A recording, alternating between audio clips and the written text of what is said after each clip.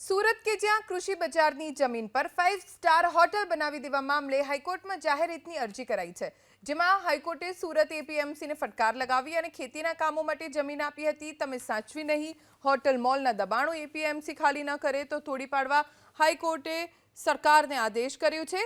2 મહિનામાં રિપોર્ટ રજૂ કરવા હુકમ પણ કર્યો છે.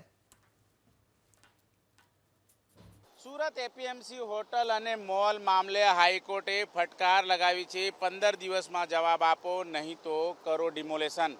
સીધી તસવીરો તમે જોઈ શકો છો. સુરત કૃષિ બજારની બરાબર બાજુમાં આવેલી 5 સ્ટાર હોટલ છે.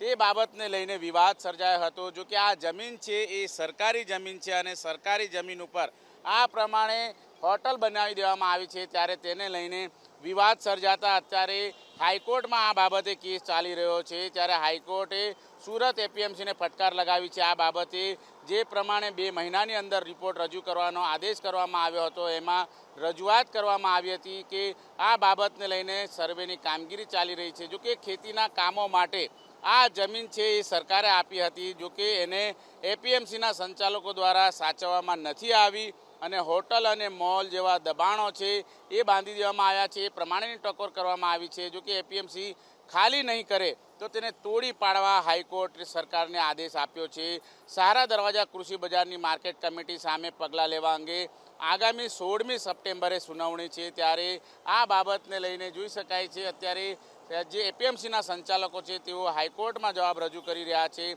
સુરતમાં કૃષિ બજારની જમીન ઉપર 5 સ્ટાર હોટલ બનાવી દેવા મામલે હાઈકોર્ટમાં જાહેર હિતની અરજી કરાઈ હતી, જેમાં હાઈકોર્ટે કૃષિ બજારનો ઉઘડો લીધો હતો. સરકાર તરફે રજૂઆત કરાઈ હતી કે હાઈકોર્ટના આદેશ મુજબ દરેક ગેરકાયદેસર કબજેદાર લીઝ રદ કરીને નોટિસો આપી છે, પરંતુ એક ચાર્ટર્ડ એકાઉન્ટન્ટની ફર્મ છે તેને લીઝ રદ કરવા છતાંય તે ખાલી કરતા નથી. એ પ્રમાણેની ફરિયાદ છે. આ બાબતને લઈને જે રીતે હાઈકોર્ટ છે તેમાં અત્યારે હાલ દલીલો ચાલી રહી છે. જોકે હાઈકોર્ટે જરૂર ટકોર કરી છે કે જે પ્રમાણે સરકારી જમીન ઉપર હોટલ બનાવી દેવામાં આવી છે, મોલ બનાવી દેવામાં આવ્યો છે, ત્યારે એ બાબતને લઈને જે રીતે કાયદા અનુસાર કાર્યવાહી નથી કરવામાં આવી, ત્યારે આગામી 2 મહિનાની અંદર જો જવાબ નહીં આપવામાં આવે તો સરકારે તાત્કાલિક ધોરણે આને તોડી પાડવા માટેનું આદેશ છે હાઈકોર્ટે આપ્યો છે.